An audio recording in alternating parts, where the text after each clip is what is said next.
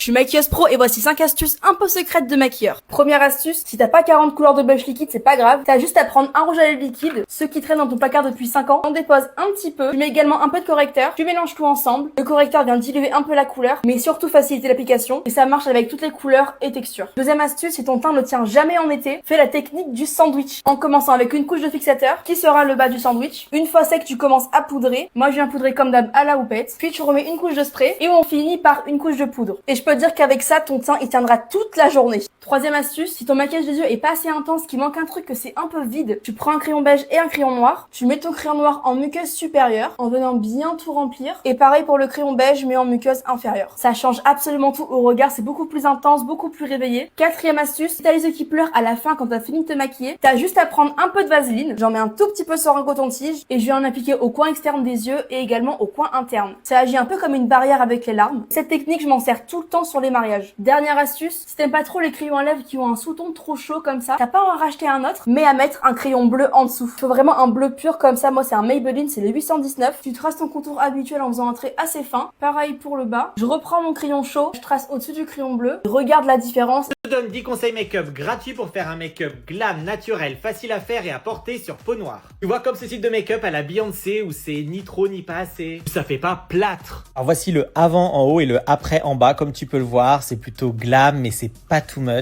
Tu vas voir, mes conseils fonctionnent à tous les coups. Mon premier conseil concerne la base. Alors déjà, c'est important parce que ça fixe bien le make-up, mais fais attention à ce qu'il n'y ait pas de particules argentées ou rosées. Pourquoi? Parce que ça a tendance à griser, à ternir le teint d'une peau noire. Deuxième conseil pour le fond de teint, fais attention à choisir le bon sous-ton. Mélinda a un sous-ton chaud, donc je vais bien prendre un fond de teint qui a un sous-ton chaud. Elle a du jaune et du rouge dans sa peau. Troisième conseil pour l'anti-cerne. Même si tu veux illuminer, ce que je te conseille, c'est d'utiliser un anti-cerne de la couleur de ta carnation pour neutraliser la couleur du cerne et ensuite d'illuminer avec un anti-cerne plus clair. Parce que si tu utilises uniquement un anti-cerne très clair, tu vas avoir tendance à être jaune, grise ou blanche sous l'œil. Je vois ça tout le temps. Quatrième conseil, j'aime beaucoup utiliser 2 couleurs de poudre sur les peaux noires. Une de la couleur de ta carnation sur les contours et une plus claire au centre pour illuminer. Ça te donnera un effet highlight mais hyper naturel. Regarde franchement comme c'est joli.